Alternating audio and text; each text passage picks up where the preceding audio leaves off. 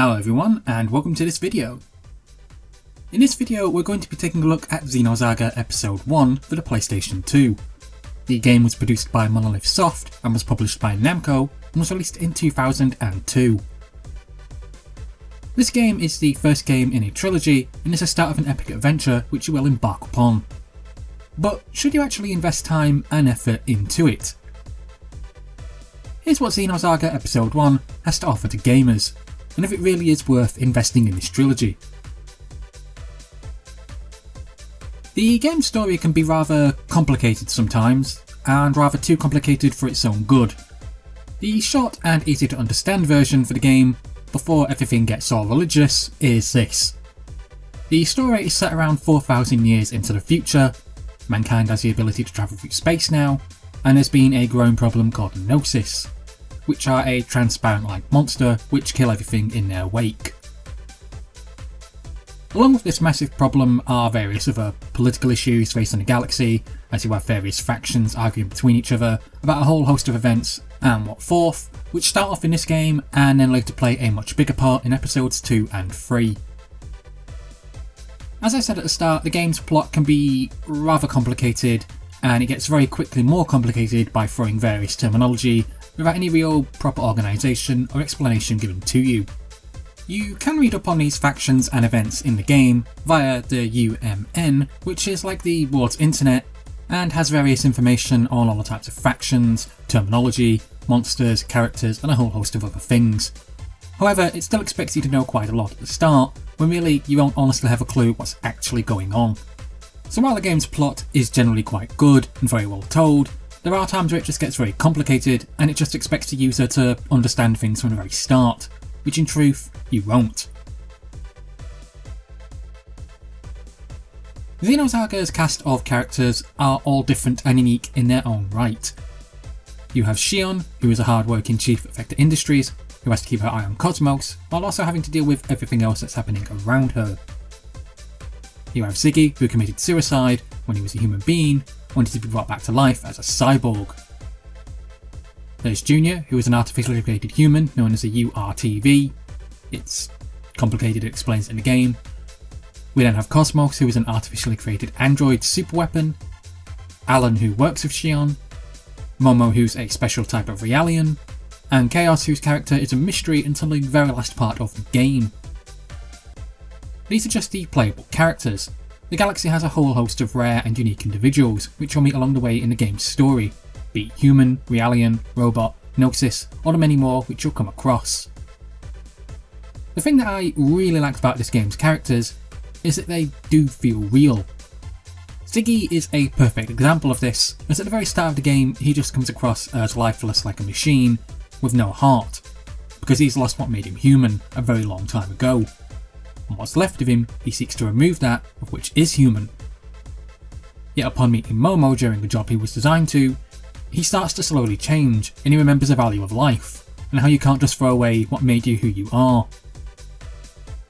Another good character is Alan, as he essentially plays the role of the normal everyday person, as he has no special powers, no combat training, and is basically just trying to get on with his job. His life is thrown into turmoil when the Gnosis attack the ship he and Shion are on, and he's one of the 2 survivors of that said attack, which ends up stressing him out a lot. He's constantly telling Shion that they need to get back to Vector Industries, yet always just seems to go unheard, and the group ends up being thrown into more dangerous situations, no matter what course they seem to take. And that's what's great about Xenosaga's cast of characters. Even though the game is set in the future, and it's an artificial sci-fi world, the characters do still feel human, and their character development and growth is written so well that you really do feel that you can relate to each one of them.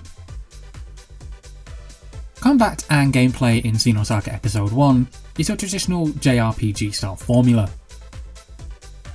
When in combat, events are turn-based with your character having a turn, and then the enemies having a turn, and then you have the ability to either attack or use a skill, or if things really get desperate you can pilot one of your mechs as a last resort.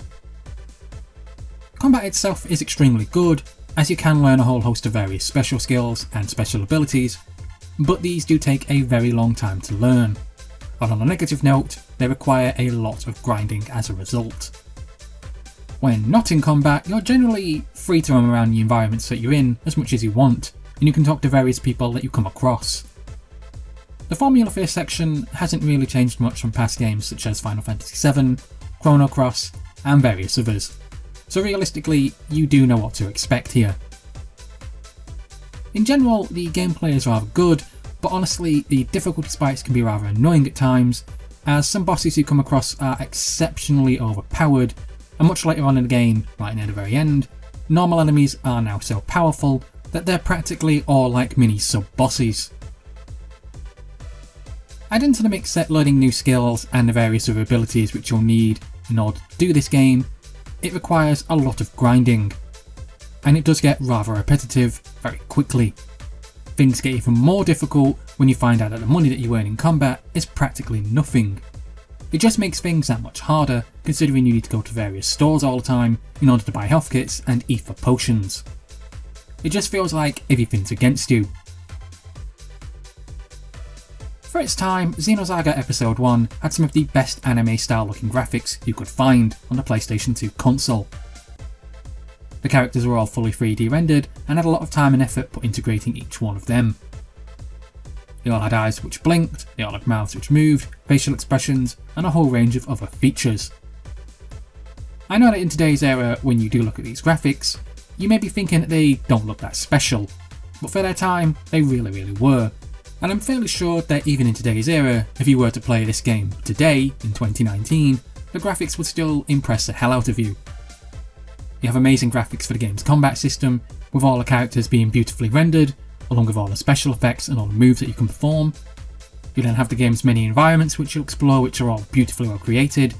They're just all a joy to behold, and it really is impressive when you think that this game is over 15 plus something years old. The graphics still hold up very well, even today.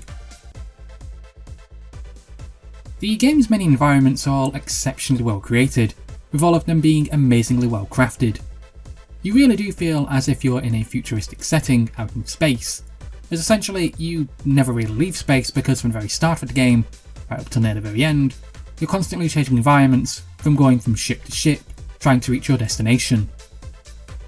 Most of the locations you will explore in the game will be spaceships, or in some events VR simulated locations, such as when Xion dives into Cosmos' memory files. It can get complicated by me just saying it, which is why realistically you really do need to experience the game's many locations for yourself. Each area which you will explore in Xenosaga Episode 1 has had a lot of time and effort put into creating each one of them, as during the game's story you'll be whisked away to many different locations, be it from being inside a giant Gnosis with an entire city inside it, to being whisked away on what you think is a real planet but actually turns out to be something in a VR simulation, to a whole host of various others. There's a lot of places for you to explore, and there's a lot to find, so you're going to be quite busy. If you're wondering about jumping into the Xenosaga trilogy, and if it's worth playing or not, then the short version is yes you should. The Xenosaga trilogy is an amazing story, and while Episode 2 has many faults, it still has an incredible story to tell. Xenosaga Episode 1 is the start of it all, and it really does an amazing job of hooking you in, as it introduces you to some amazing characters who only get better as the series progresses. And they really do a great job of drawing you in. You want to know more about each character and what happened to them in their past, and what eventually leads them to where they are now in this game. There's roughly around 60 to 70 hours worth of gameplay here, with various side quests along the way to keep you busy. The only real negative thing I would have to say about the game would be its random difficulty spikes, or the fact that you have to grind rather a lot. Essentially though, that is it. They really are my only two issues that I have with the game, and aside from that, it really is an incredible experience, and I hope one that everyone should get a chance to enjoy. I have said this before in my other two review videos of Xenosaga Episode 2 and 3, but I really do wish that Nintendo, Namco and Monolith Soft could come together and sort some sort of arrangement out to re-release these three games in an updated HD package.